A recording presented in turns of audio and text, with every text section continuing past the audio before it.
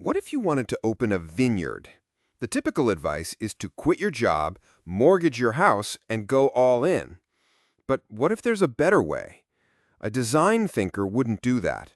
Instead, they might call a dozen vineyard owners and ask them what their life is really like. Or they might volunteer to work a harvest for a weekend. They would run small, cheap experiments to test the idea before making a huge, life-altering leap. This is the core idea of designing your life.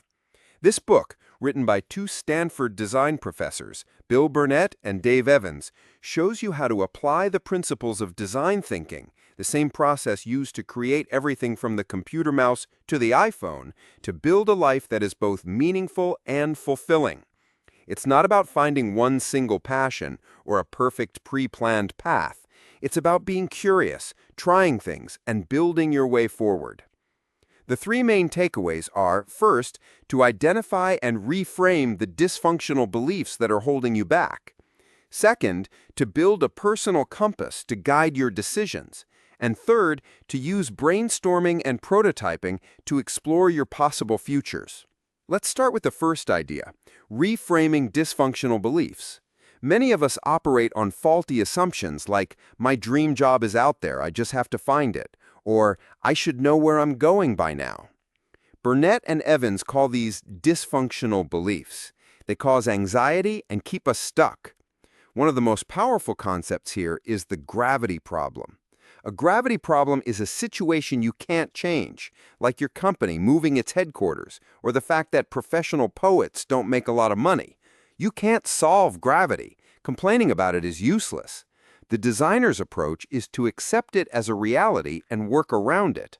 Instead of saying, I hate that my company is in a city I don't like, you reframe it to, given that my company is here, what kind of life can I build for myself in this city? It's a subtle but powerful shift from being a victim to being a creator. Second, you need to build a compass. How can you know which direction to go if you don't know what you're aiming for? The book suggests creating two key documents, a work view and a life view. Your work view is a short statement about what work means to you. Is it for money, for social impact, for personal expression? Your life view is your philosophy on life's big questions. What gives life meaning? What is your relationship to others and the world?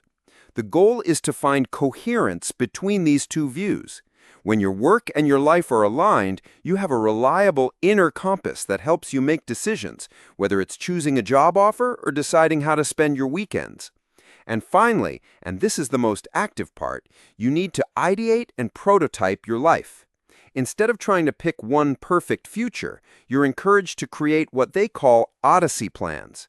This means you brainstorm and sketch out three completely different 5-year plans for your life. The first one is the life you're already living, just improved. The second is the thing you'd do if path 1 disappeared, your pivot plan. And the third is the wild card, the life you'd live if money and reputation were no object. The point isn't to choose one, but to realize that there are multiple amazing versions of you, which frees you from the pressure of finding the one right answer. Then you prototype these ideas. Just like our vineyard example, you run small experiments. You don't quit your accounting job to become a chef. You take a weekend cooking class. You don't move to another country. You have coffee with 3 people who have.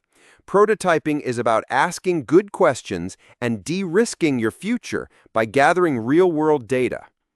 In summary, designing your life isn't about having a perfect plan. It's about a shift in mindset.